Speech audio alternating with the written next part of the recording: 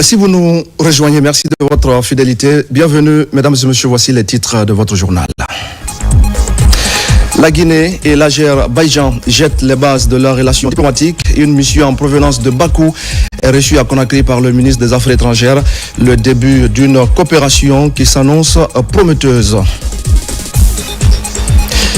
Et puis, c'est un procès pour l'exemple et pour l'histoire qui s'est tenu ce mardi à Kankan. L'homme à l'origine de la mort de Dame Adama Konaté était devant les juges. L'accusé est reconnu coupable des faits et condamné par le tribunal. Et il sera question de sport avec ses retrouvailles pour l'équipe féminine senior de handball. Les joueuses guinéennes sont en Tunisie au programme des séances d'entraînement pour mieux aborder les prochaines confrontations.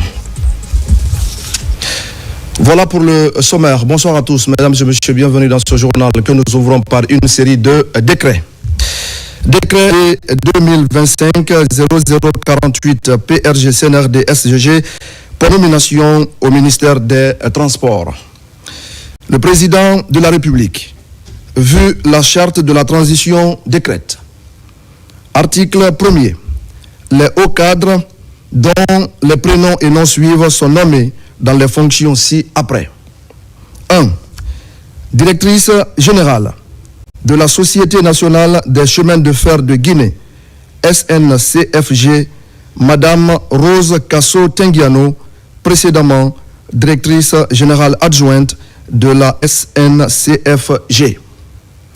2. Directeur général adjoint de la Société nationale des chemins de fer de Guinée, SNCFG, Monsieur Agibou Lamarana Diallo, gestionnaire précédemment en service au cabinet du ministre des Transports. 3. Inspecteur régional des transports de Conakry, Monsieur Mohamed Sherif Aïdara, gestionnaire, matricule 2754-53C. 4. Inspecteur régional des transports de Boké, Monsieur Sekou Bari, juriste, matricule 312-446P en service au ministère des Transports. 5. Inspecteur régional des transports de Farana, Monsieur Mamadouba Bangoura, juriste, matricule 230150S en service au ministère des Transports. 6. Inspecteur régional des transports de Kankan, Monsieur Mori Kourouma, juriste, matricule 251-862J en service au ministère des Transports. 7. Inspecteur régional des transports de Kindia, Monsieur Mamadou Aliou Baldé, juriste. 8. Inspecteur régional des transports de l'Abbé, Monsieur Mamadou Dian Keita, gestionnaire comptable, matricule 245-295E, précédemment en service à la direction régionale de l'hydraulique de Boké. 9. Inspecteur régional des transports de Mamou, Monsieur Omar Bari, économiste, matricule 255-580L, précédemment en service au ministère des Affaires étrangères. 10. Inspecteur régional des transports de Zérékoré, Monsieur Jean-Jacques Lama, gestionnaire, matricule 246-873Y en service au ministère des Transports. Article 2. Le présent décret qui abroge toutes dispositions antérieures contraires prend effet à compter de la date de sa signature et sera enregistré et publié au journal officiel de la République. Conakry, le 8 avril 2025, signé Général Mamadi Doumbouya. Décret D 2025-0049 PRG CNRD SGG portant nomination de haut cadre au ministère de la Pêche et de l'économie maritime. Le président de la République, vu la charte de la transition décrète. Article 1er. Les hauts cadres dont les prénoms et noms suivent sont nommés dans les fonctions ci-après. 1. Conseillère principale, Madame Rabiatou Diaby, consultante. 2. Inspecteur général, Monsieur Luc Mamadi Oliano. 3. Inspecteur général adjoint, Monsieur Boubacar Kamara, précédemment inspecteur général adjoint par intérim. 4. Directeur national de la pêche maritime, Monsieur Mamadou Dramé, précédemment chef de division pêche industrielle à la Direction nationale des pêches maritimes. 5. Directeur national adjoint de la pêche maritime, Monsieur Aboubakar Touré, inspecteur des impôts, précédemment chef du service analyse risque et appui au réseau à la Direction générale des impôts. 6. Directrice nationale de l'économie maritime, Madame Jeanne Damé, précédemment directrice nationale de l'aménagement des pêcheries. 7. Directeur national adjoint de l'économie maritime, Monsieur Saïfoulaï Baldé, précédemment inspecteur régional de la pêche et de l'économie maritime de Conakry. 8. Directeur général du Bureau de stratégie et de développement, Monsieur Ismaël Tahirou Traoré, gestionnaire de ressources humaines. 9. Directeur général adjoint du Bureau de stratégie et de développement, Monsieur Mohamed Lamine De Camara, précédemment conseiller chargé des questions de pêche, d'aquaculture et d'économie maritime. 10. Directeur national de la pêche continentale, Monsieur Sidiki Keita, précédemment directeur général de l'Agence nationale d'aquaculture. 11. Directeur national adjoint de la pêche continentale, Monsieur Mamadou Alpha Li. 12. Directrice nationale de l'aménagement des pêcheries, Madame Fatoumata Saransila, précédemment directrice nationale de la pêche maritime. 13.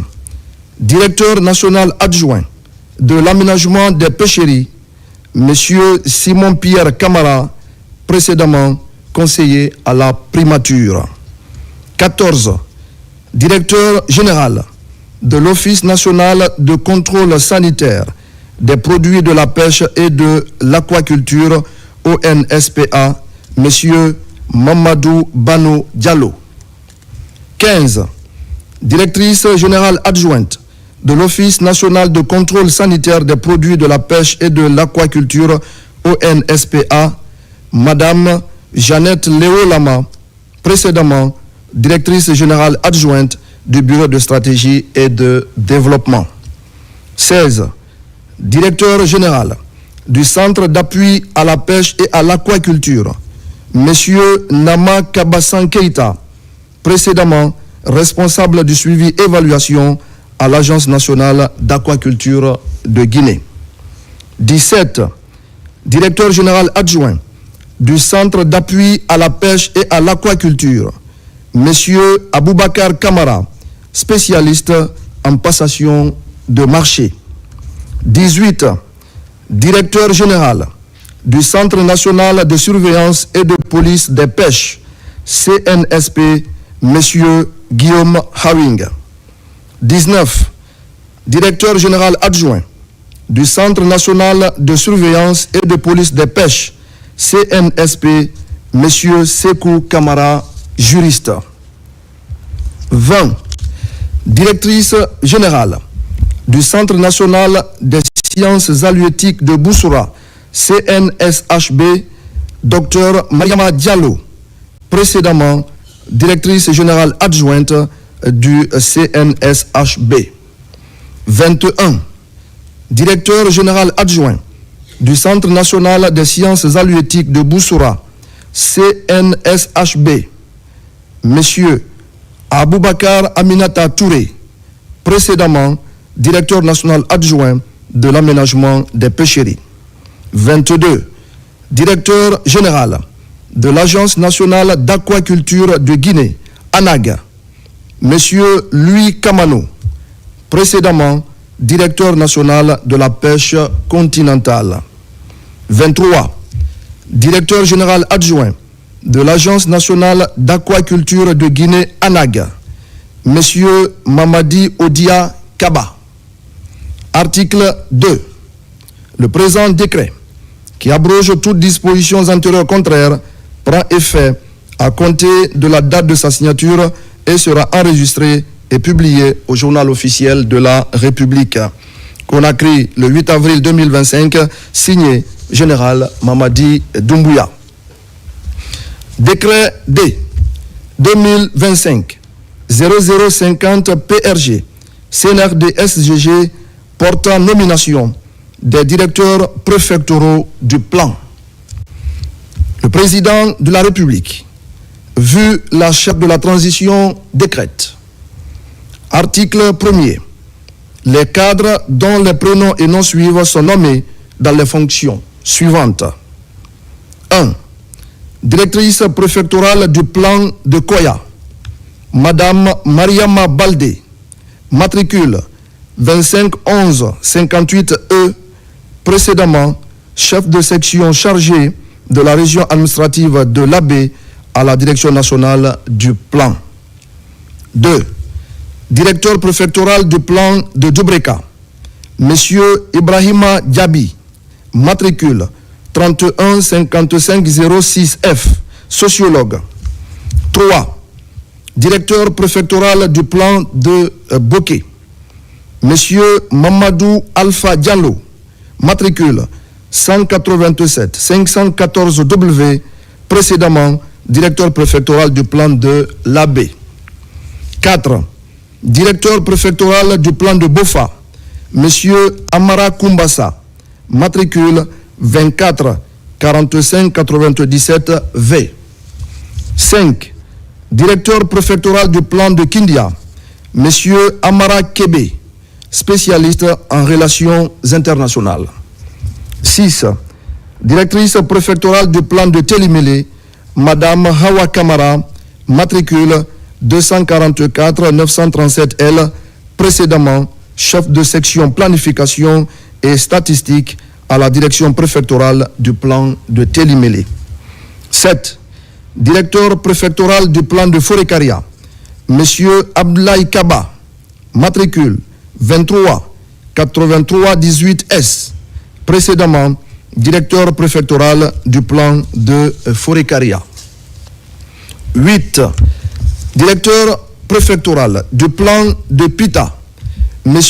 Mamadou Sadio Diallo, matricule 21-17-75C, précédemment directeur préfectoral du plan de Pita. 9. Directeur préfectoral du plan de Fria, M. Mamadi Souaré, économiste. 10. Directeur préfectoral du plan de Gawal, M. Togba Lama, matricule 31-23-78K, précédemment inspecteur régional du plan par intérim de Kindia. 11. Directrice préfectorale du plan de Koundara, Madame Mariama Diallo, matricule 240-000V, précédemment directrice sous-préfectorale adjointe de l'enseignement élémentaire de Koundara. 12. Directeur préfectoral du plan de Mamou, M. Moustapha Fofana, économiste. 13. Directeur préfectoral du plan de Dalaba, M. Soriba Souaré, économiste. 14. Directeur préfectoral du plan de l'Abbé, M. Tidiane Tabouré, économiste. 15. Directeur préfectoral du plan de Farana, M. Mohamed Nsila, économiste. 16. Directeur préfectoral du plan de Koubia, M. Mamadou Aliou Dile Diallo, matricule 29-18-29E, précédemment directeur préfectoral du plan par intérim de Koubia. 17. Directeur préfectoral du plan de Dabola, M. Yaya Kouyaté, matricule 195 752A en service à la direction préfectorale de l'éducation de Dabola. 18. Directeur préfectoral du plan de Tougué, M. Oumar Paté Baldé, matricule 2110 70 S, précédemment directeur préfectoral du plan de Tougué. 19. Directeur préfectoral du plan de Lelouma, M. Kaman Sidibé, économiste. 20. Directeur préfectoral du plan de Kankan, M. Ousmane Dabo, économiste. 21. Directeur préfectoral du plan de Mali, M. Ibrahima Kindi Diallo, économiste. 22. Directeur préfectoral du plan de Kissidougou, M. Dominique Bilivogui, économiste. 23. Directeur préfectoral du plan de Dingirai, M. Yaya Sherif, informaticien. 24. Directeur préfectoral du plan de Kouroussa, M. Ibrahima Sori Koma, gestionnaire des ressources humaines. 25. Directeur préfectoral du plan de Sigiri, M. Mamadou Mariama Traoré, matricule 313 780 S, précédemment chef de section chargé de la planification à la direction préfectorale du plan de Sigiri. 26. Directeur préfectoral du plan de Mandiana, M. Mamadou Laho Diallo, matricule 21 2011 W, précédemment directeur préfectoral du plan de Kankan. 27. Directeur préfectoral du plan de Kerouane, M. Mamadi Kamara, matricule 246 806 Z, précédemment directeur préfectoral du plan de Kerouane. 28. Directrice préfectorale du plan de Zérékoré, Madame Léopou Françoise Lama, matricule 212 628 P. 29. Directeur préfectoral du plan de Lola, M. Ahmadou Doubaya Kamara, ingénieur. 30. Directeur préfectoral du plan de Beila, M. Oumar Kamara, précédemment directeur préfectoral du plan par intérim de Beila. 31. Directeur préfectoral du plan de Yomou, M. Mamadi Soumaoro, économiste. 32. Directeur préfectoral du plan de Massanta, M. Sidiki Marega, économiste. 33. Directrice préfectorale du plan de Gekedou, Madame Joséphine Finda Milimono, matricule 212 632 X, précédemment directrice préfectorale du plan de Gekedou. Article 2. Le présent décret, qui abroge toutes dispositions antérieures contraires, prend effet à compter de la date de sa signature et sera enregistré et publié au journal officiel de la République. Conakry, le 8 avril 2025, signé Général Mamadi Doumbouya. Je le disais au sommaire de ce journal, une mission en provenance d'Azerbaïdjan séjourne dans notre pays. Ce matin, le vice-ministre des Affaires étrangères et sa suite ont été reçus par le chef de la délégation guinéenne. Au menu de la rencontre, le début d'une coopération bilatérale entre nos deux États. Reportage Makemed Ozo et Moussa Bangoura. C'est inédit. Une délégation d'Azerbaïdjanaises enfin en Guinée. C'est la première fois qu'une telle délégation de la République d'Azerbaïdjan effectue une mission de travail à Conakry. Cette mission intervient 3 mois après l'accréditation de l'ambassadeur de la Guinée dans ce pays ami. L'objectif est d'explorer les opportunités de coopération entre les deux pays. Et ce que nous espérons de cette visite, c'est d'identifier des opportunités et afin de conclure un accord sur notre visite, et dans le but que nous coopérons dans un sens un peu plus solide et ensuite nous focaliser sur la mise en pratique de cet accord. On souhaite que la même relation continue. L'Azerbaïdjan n'oublie pas le rôle que la République de Guinée a joué il y a de cela 3 décennies en sa faveur.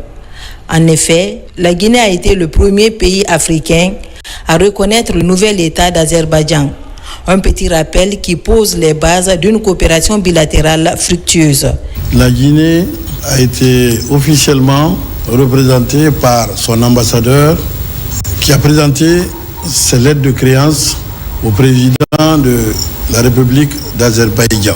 Et immédiatement, le président de la République d'Azerbaïdjan a remercié et félicité le chef de l'État, le président de la République de Guinée, son Excellence le général Mamadi Doumbouya, et a pris la décision d'envoyer 2 mois plus tard une forte délégation gouvernementale pour prendre contact avec la Guinée, voir dans quel domaine nous pouvons coopérer. Et aujourd'hui, ils sont ici avec cette forte délégation pour traduire en action concrète l'engagement de nos 2 présidents qui ont placé leur confiance l'un en l'autre en échangeant des ambassadeurs. Quand je dis toujours que nous ne sommes pas un petit pays, aujourd'hui, nos amis d'Azerbaïdjan ont encore remercié la Guinée parce que la Guinée a été le premier pays africain à reconnaître l'Azerbaïdjan quand il a été indépendant il y a 34 ans. Après le ministère des Affaires étrangères, la délégation est attendue dans d'autres départements ministériels pour un rapprochement économique dans l'intérêt des 2 pays. Et c'est dans ce contexte que les Rwandais commémorent le 31e anniversaire du génocide survenu dans leur pays. En Guinée, la communauté rwandaise s'est mobilisée pour l'occasion. Plusieurs membres du gouvernement étaient à leur côté pour marquer ces moments de souvenir et de communion. Alpha Isiagaba. En 1994, des Rwandais se sont affrontés dans une violence extrême. Un conflit ethnique au lourd bilan humain avec plus d'1 million de personnes tuées en 100 jours, selon les chiffres des organisations internationales. 31 ans après les génocides perpétrés contre les Tutsis, l'ambassade du Rwanda en Guinée se souvient encore de cette période noire de la vie du pays. Ici, entre diplomates et membres du gouvernement guinéen, le génocide est commémoré. Nous nous souvenons des enfants, des femmes, des hommes brutalement arrachés à la vie. De leurs visages, de leurs rires, de leurs rêves interrompus.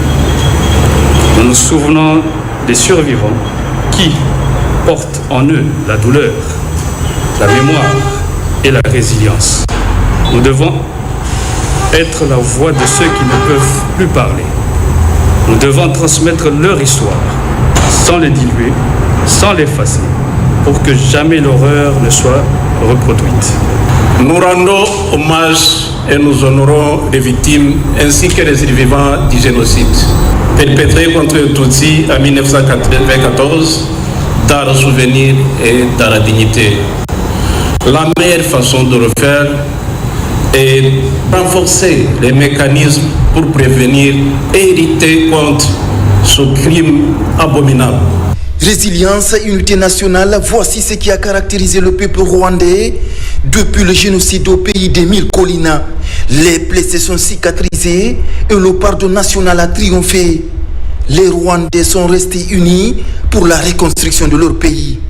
Le président de la République de Guinée, le chef de l'État, son Excellence le général Mamadi Doumbouya m'a chargé de vous exprimer à vous, monsieur l'ambassadeur, à votre président et à votre peuple, toute la compassion de la nation guinéenne, la résilience exceptionnelle de votre peuple sous le leadership du président Paul Kagame.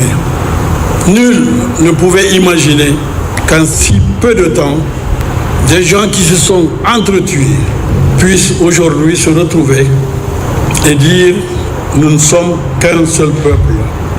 La commémoration en Guinée du 31e anniversaire du génocide perpétré contre les Tutsis au Rwanda témoigne de l'excellence des liens d'amitié et de coopération entre le peuple rwandais et guinéen, des relations diplomatiques bilatérales renforcées par la vision commune de 2 chefs d'État, Général Mamadi Doumbouya et Paul Kagame. Partons à présent à Kampala, c'est en Ouganda, et c'est là justement que les travaux de la 11e session du Forum régional africain pour le développement durable se tiennent. À la veille de l'ouverture de ces travaux, des rencontres sont initiées pour plus de visibilité sur des questions liées au développement durable. La ministre guinéenne de la Pêche et de l'économie maritime s'est exprimée par visioconférence. Elle a présenté la politique de gestion des ODD en Guinée, ainsi que le potentiel halieutique très riche de notre pays. Al-Gassimou Ba est notre envoyé spécial à Kampala. Ce forum qui s'inscrit dans la dynamique de l'agenda 2030 des Nations Unies et de l'agenda 2063 de l'Union africaine réunit de nombreux responsables politiques, experts, acteurs de la société civile et partenaires techniques et financiers à Kampala, en Ouganda. Parallèlement à ce rendez-vous africain, des différents panels sont organisés. Des échanges qui permettent à plusieurs pays de partager leurs politiques, leurs innovations, leurs défis ou encore leurs solutions concrètes. Cela dans le but de protéger les océans, les mers et les ressources marines des différents pays africains. Le secteur de la pêche et de l'aquaculture constitue un pilier majeur de notre économie et un levier direct de notre souveraineté alimentaire. Il représente 4% du PIB, plus de 100 000 emplois directs. Face à ces défis, la Guinée a engagé sous la haute autorité de son Excellence, Monsieur le Président de la République, le général d'armée Mamadi Doumbouya, une série de réformes profondes pour faire de la gouvernance durable du secteur maritime un axe central de la refondation de notre pays. La Guinée, disposant d'un potentiel halieutique riche et varié, n'est pas en marge du changement climatique. Cette plateforme d'échange et de coopération est une façon pour Fatima de présenter l'expérience guinéenne.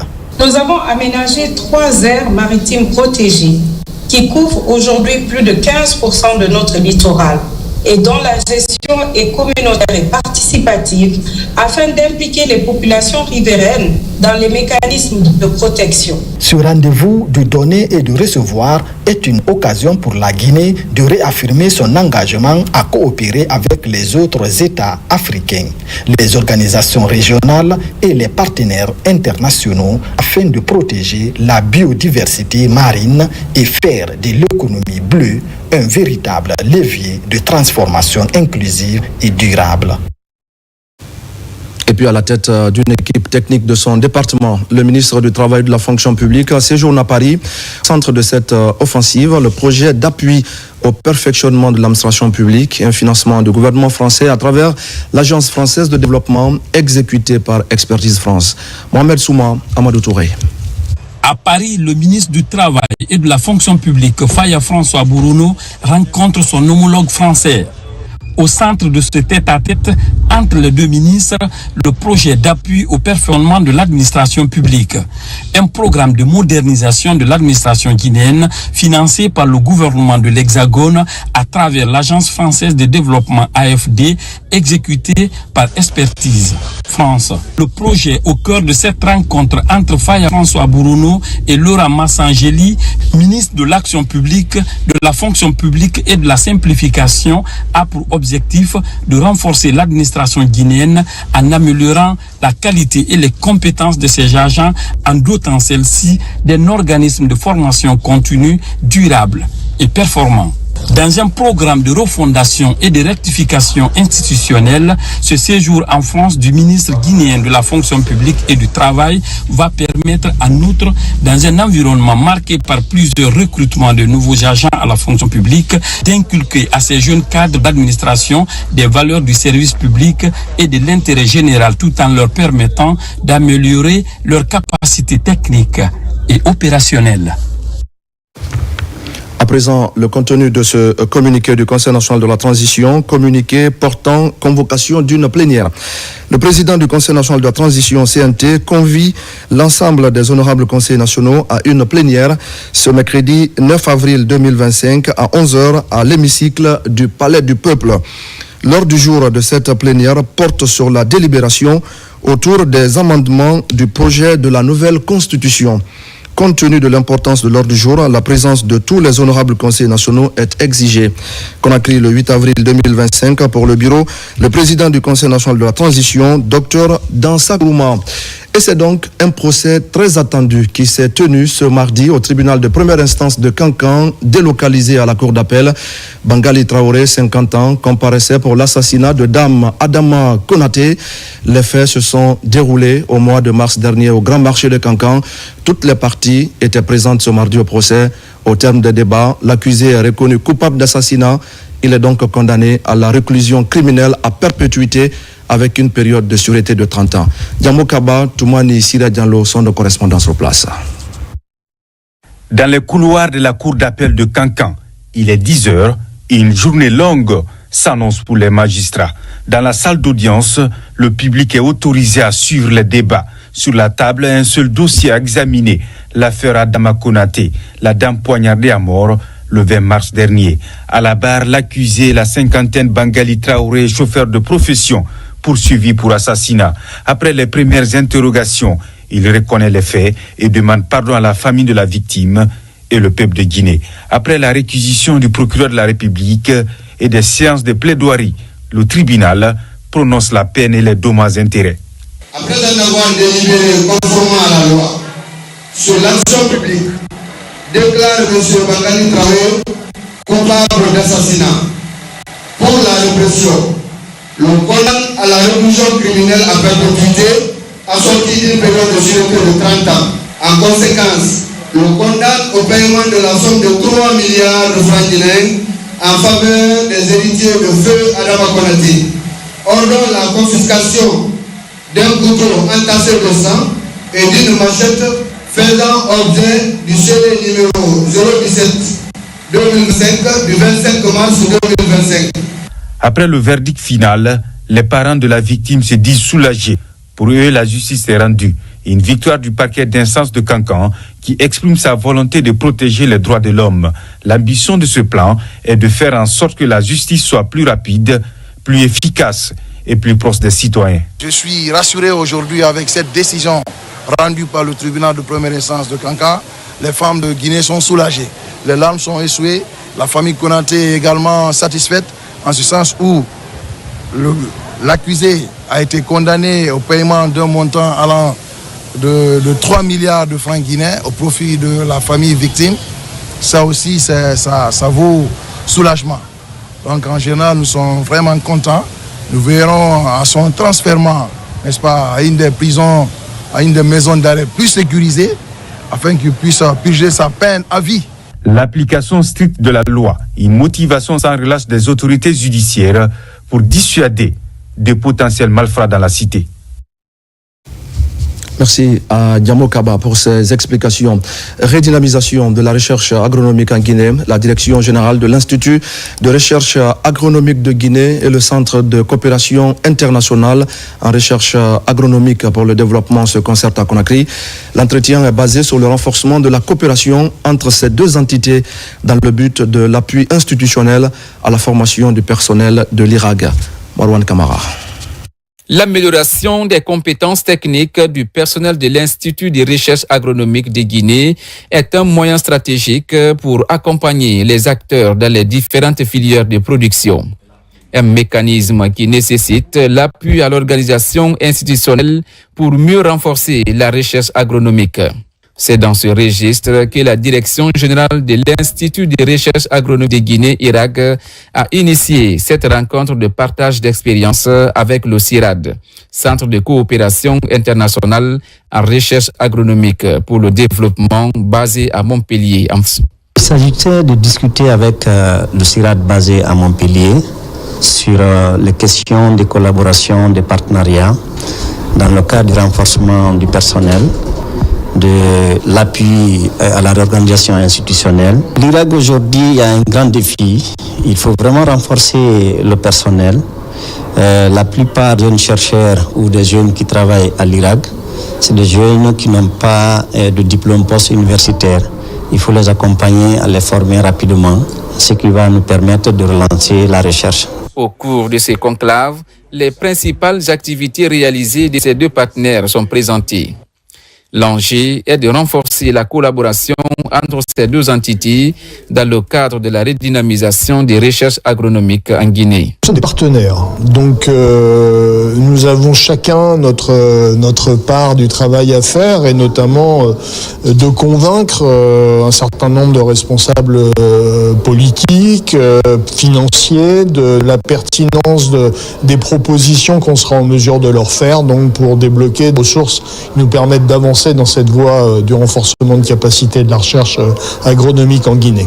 À travers ce partenariat, la Direction générale de l'Institut de recherche agronomique de Guinée compte relancer la dynamique de renforcement des capacités des ressources humaines afin de mieux répondre aux multiples attentes des producteurs. Cet autre communiqué interministériel relatif à la transhumance transfrontalière. Le gouvernement de la République de Guinée, à travers ses départements ministériels compétents impliqués dans la gestion de la transhumance transfrontalière, informe l'ensemble des acteurs agro-pastoraux qu'une nouvelle mesure a été prise concernant la date de sortie des transhumants du territoire national guinéen.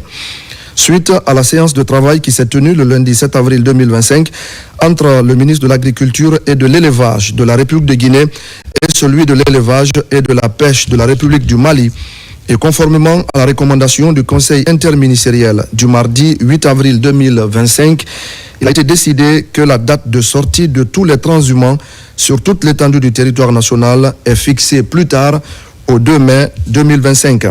Sont chargés de veiller à l'application stricte de cette mesure les services centraux et déconcentrés des ministères de la Défense nationale, de la Sécurité, de la Protection civile, de l'administration du territoire et de la décentralisation, de l'environnement et du développement durable, de l'agriculture et de l'élevage, ainsi que les fédérations régionales de la filière bétail-viande. Toute violation du présent communiqué est passible d'une poursuite judiciaire conformément à la réglementation en vigueur en République de Guinée. Signé le ministre de l'Administration du Territoire et de la Décentralisation, général de 2e section, El Hadj Ibrahima Khalil Condé, ministre de l'Agriculture et de l'Élevage, Félix Lama, ministre de l'Environnement et du Développement durable, Djami Diallo.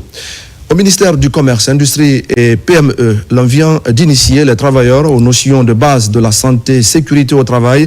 Il est question de leur apprendre comment éviter désormais les accidents et les dommages au cours de leurs différentes activités. La formation a porté sur plusieurs modules, dont le sécurisme au travail et le travail en hauteur. Abdul Karim Kamara. Devant les bureaux, scène inhabituelle pour ces cadres de l'administration publique. Casque vissé sur les têtes, la santé sécurité travail s'invite ce matin dans leur quotidien. L'initiative est portée par le ministère du Commerce, Industrie et PME à travers la Direction nationale des PME en collaboration avec le Centre des métiers industriels de Guinée. C'est une consolidation des aptitudes aux notions basiques du sécurisme, de la sécurité incendie et du travail en hauteur. Dans un monde en constante évolution, où les risques professionnels sont de plus en plus nombreux et complexes, il est primordial de se doter des connaissances et des compétences nécessaires pour prévenir les accidents, les maladies professionnelles et les impacts négatifs sur l'environnement. Ce que nous pouvons conseiller à tous les Guinéens, c'est d'être au rendez-vous. Nous sommes aujourd'hui en train de parler de Simandou 2040. Donc je pense que c'est une occasion de se former pour que ce soit valorisé le contenu local. L'essentiel porte sur les bons gestes à adopter pour secourir une personne en danger par noyade, saignement, hémorragie et étouffement, la connaissance des classes de feu, l'utilisation des extincteurs et des équipements de travail en hauteur. Vous le savez, lorsque nous prenons par exemple le secourisme au travail, il y a des cas d'urgence qui peuvent apparaître n'importe où et n'importe quand, dans nos lieux de travail et dans les ménages ou au niveau des routes. On peut y avoir partout des cas d'urgence où lorsque tu as des gestes qu'il faut, et tu peux faire la différence en sauvant ici des vies. La ministre Dr Diaka Sidibé estime qu'au-delà de ces actions de prévention, d'information et de formation, c'est aussi une évaluation des risques professionnels sur chaque poste. Quand on parle d'industrialisation ou de commercialisation, il faut des cadres équipés, formés et outillés aussi à de nouvelles techniques. En tout cas, je me joins à tous mes cadres ici, à toutes mes félicitations aux récipiendaires. Cet apprentissage sur les fondamentaux de la santé-sécurité au travail a regroupé le personnel de la Direction nationale des PME et le représentant des directions générales et nationales du ministère du Commerce, Industrie et PME. Une session de formation sur l'impact de l'environnement scolaire et l'évaluation des acquis des élèves se tient en ce moment dans la commune de Matoto. Plus de 200 enseignants venus des écoles publiques et privées participent à ce rendez-vous d'échange. Une formation qui s'étend sur 5 jours avec pour enjeu la maîtrise de l'environnement scolaire et le bien-être des élèves. Abdul Aziz Baldé.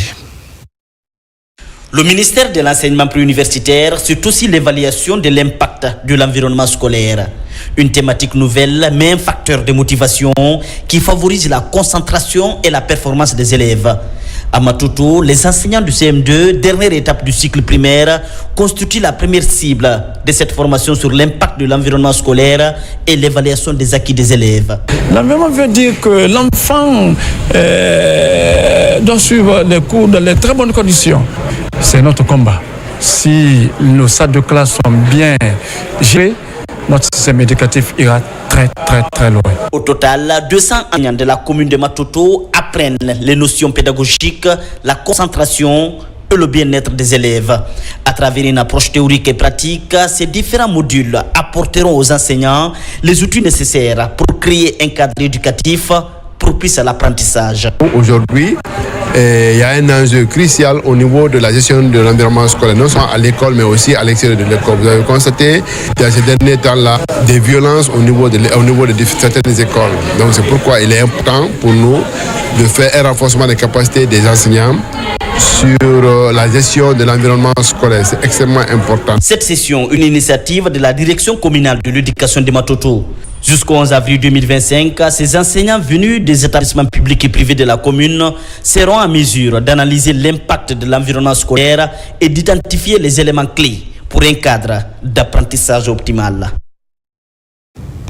Et pendant ce temps, le lycée Amilcar Cabral de Macenta vient d'être frappé par une catastrophe naturelle, une tornade qui a presque ravagé tout sur son passage. Les salles de classe sont désormais décoiffées. Les autorités de l'établissement, qui redoutent des difficultés pour les élèves ainsi que dans les préparatifs des examens, lancent un cri du cœur. Moussa Komara. Voici ce qui reste du collège lycée Amilcar Cabral de Macenta. Un établissement complètement défiguré après le passage d'un vent violent vendredi soir. Des manguiers déterrés, des salles de classe décoiffées. Le bilan est lourd. 107 élèves suivront désormais les cours à la Belle Étoile alors que la saison des pluies a déjà commencé dans la localité. Il est important que des dispositions idoines soient envisagées dès maintenant par les autorités à tous les niveaux, mais aussi par les ressortissants, que chacun puisse faire un peu pour que l'école-là puisse retrouver son image de marque. C'est autant dire que c'est des infrastructures complètement délabrées et qui ne tiennent plus maintenant face au poids des catastrophes naturelles. Ce vent violent survenu vendredi soir a aussi affecté des classes de l'école primaire franco-arabe de Konesseridou. La résidence du préfet n'a pas du tout été épargnée. En Lambo, le collège lycée Amilcar Cabral reste l'un des centres d'examen cette année. 321 candidats sont inscrits pour l'examen d'entrée en 7e. Le corps professoral, l'association des parents d'élèves et les encadreurs sont tous bouleversés par le sinistre. Au lendemain, les autorités préfectorales se sont fortement mobilisées pour évaluer les dégâts causés par la violente tornade. Nous nous rendons compte effectivement que c'est sur le fond de bâtiments vétus que le vent a décoiffé 3 des salles de classe du collège. Donc les dégâts sont énormes. Là va impacter négativement sur le cours normal des études au niveau de cet établissement. Le collège lycée Amilcar Cabral est l'un des plus grands établissements de Macenta. Ces infrastructures construites depuis 1974 ne répondent plus. Aucune rénovation ni entretien. L'urgence s'impose pour sauver l'éducation de ces 861 élèves, dont 359 filles. L'actualité sportive, je le disais au sommaire, c'est le Sili Handball Senior Dame qui est en regroupement en Tunisie. Ce stage d'une semaine va permettre à l'équipe féminine de se retrouver, mais aussi de suivre des séances d'entraînement intenses dans la perspective des prochaines confrontations. Bintia Kondé. C'est une équipe à ossature mixte composée de professionnels et de joueuses évoluant dans le championnat national. Une image qui dénote l'importance qu'accorde la Fédération guinéenne de handball dans la valorisation des talents locaux. Une semaine d'intenses travaux techniques et tactiques coordonnés par le duo Thierry Vincent et Lansana Dinalou Camara. Ce stage va nous servir à continuer à se développer, à travailler tactiquement, surtout avec l'équipe, en vue d'essayer de déjà démarrer la préparation de la prochaine CAN. De se retrouver après la CAN, ça fait toujours plaisir de commencer en plus à travailler pour préparer la prochaine CAN. Avec des nouvelles joueuses, en plus on intègre les jeunes, donc ça fait toujours plaisir de se retrouver comme ça. C'est le premier stage qu'on a après la CAN, déjà c'est incroyable parce que on s'y attendait pas vraiment, on pensait pas qu'il y aurait eu le stage et qu'on allait commencer si tôt à préparer la prochaine CAN. Du coup là je pense que nos souhaits ont été entendus et j'espère que ça va continuer comme ça et qu'on aura d'autres stages pour continuer à travailler. Un stage de perfectionnement qui rime avec le projet sportif établi par la Fédération guinéenne de handball pour faire de cette équipe du Sili une autre image du handball africain lors des différentes compétitions. On a toujours l'ambition d'aller dans le dernier carré. Tout dépendra des joueuses qui seront à notre disposition. Là, ce stage, on a convoqué des vraiment jeunes joueuses pour voir ce qu'elles donnaient, parce qu'il reste quand même plus d'un an et demi avant la CAN. Donc, essayer de mettre en place un programme de travail avec ces jeunes. Après avoir donc réussi le premier objectif qui porte sur la constance au niveau de sa participation à la CAN, l'équipe féminine de handball de Guinée se veut désormais beaucoup plus ambitieuse. Le principe est clair. Plus de simple participation, mais plutôt l'envie de finir dans le dernier carré et pourquoi pas sur l'une des marches du podium de cette grande messe du handball africain. Et voilà qui nous amène, mesdames et messieurs, au condensé de l'actualité internationale sous forme de télégramme. C'est une signature ce soir de Mounir Bari. Selon la Maison-Blanche, plus de 50 pays entament des négociations pour réduire les barrières douanières. Sur la question, le président américain Donald Trump reste inflexible. D'après l'administration Trump, il n'y aura pas de report des droits de douane et de suspension dans l'immédiat. Le secrétaire de Trump Commerce met en garde. Démantèlement des camps de migrants installés en Tunisie. Ces hommes et ces femmes originaires d'Afrique subsaharienne s'exposent à un spectacle impuissant et péréluisant. Après cette découverte, les migrants sont désemparés. Une situation dramatique, c'est l'Organisation internationale pour les migrants et les autorités tunisiennes. Un incendie ravage depuis hier un centre de tri de déchets dans le nord-ouest de Paris. Pas de pertes en vies humaines, mais les dégâts sont impressionnants. Malgré les efforts déployés par les services spécialisés, pour l'instant, le feu n'est pas encore maîtrisé.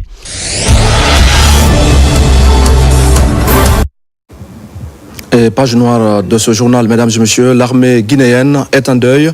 Deux de ses vaillants serviteurs sont décédés de suite de maladie à la base aérienne principale de Conakry. Les honneurs militaires sont rendus au colonel d'aviation à la retraite Fodé Bokari Vivas Sila. Au même moment, au bataillon du génie militaire, c'est le colonel Boukariou Fofana, un officier dévoué de la classe 94-93, qui reçoit un dernier hommage de ses frères d'armes. Retour sur les temps forts de ces moments d'émotion avec adjudant Abdul Kader Kamara, correspondant de la presse militaire.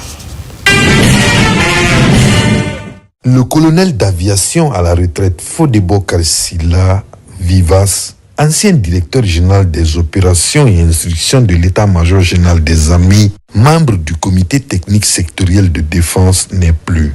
Incorporé dans l'armée en 1965 par voie de concours, au compte de l'aviation militaire, le colonel Fodé Bokari Sila Vivas a gravi les échelons et occupé d'importants postes de responsabilité au sein des forces armées guinéennes, commandant du 3e contingent de l'ECOMOG, commandant de la zone opérationnelle de Benti à Pamela et de plusieurs autres positions. Ce vendredi, parents, amis et collaborateurs lui rendent un dernier hommage ici, à la base aérienne principale de Conakry. Mon colonel, au-delà de ces actes de bravoure et de patriotisme, l'énergie, la motivation et le courage que vous avez montré tout au long de ces années font entrer votre exemple dans le cœur de tous nos militaires, et singulièrement de vos anciens camarades de l'escadrille des hélicoptères de combat, où vous avez servi pendant plus de 44 ans. Vous n'avez jamais rien sacrifié à la mission d'excellence qui vous a été confiée. C'est à Allah que nous appartenons et c'est à lui que nous retournerons. C'est avec une profonde tristesse et une immense douleur que nous rassemblons aujourd'hui pour honorer la mémoire d'un homme d'exception, un patriote dévoué, un père aimant, un guide inspirant, un véritable héros. Au même moment, l'armée guinéenne rend hommage au colonel Boukari Fofana de la classe 93, jusqu'ici chef section hydrocarbures à la 4e région militaire de Nzérékori, décédé mercredi dernier à l'hôpital sino-guinéen. À la place d'armes du bataillon du génie militaire, un dernier hommage lui est rendu par ses compagnons d'armes. Le colonel Boukari Fofana était un officier courageux, discipliné, ponctuel, dévoué, qualifié et surtout remarquable par sa manière de faire vis-à-vis de ses compagnons d'armes. Sache que le bataillon du génie militaire et la 4e région militaire ne t'oublieront jamais. Il était une personne dévouée pour servir sa nation, sa famille entière. Il était très humble, compréhensif et généreux, toujours disponible et investi pour son prochain. Après le recueillement sur les dépouilles mortelles et les prières et bénédictions, colonel Boukari Fofana et le colonel à la retraite Fodebo Karsila Bivas rejoignent successivement leur dernière demeure au cimetière de Sanoya et de Cameroun. Que leur âme repose en paix. Amen. Mesdames et messieurs, c'est la fin de ce journal. Merci à tous de l'avoir suivi. Je vous retrouve demain pour d'autres actualités de la Guinée, notre paradis de richesse et d'innovation. Je vous souhaite à tous de passer une belle soirée en compagnie de nos programmes.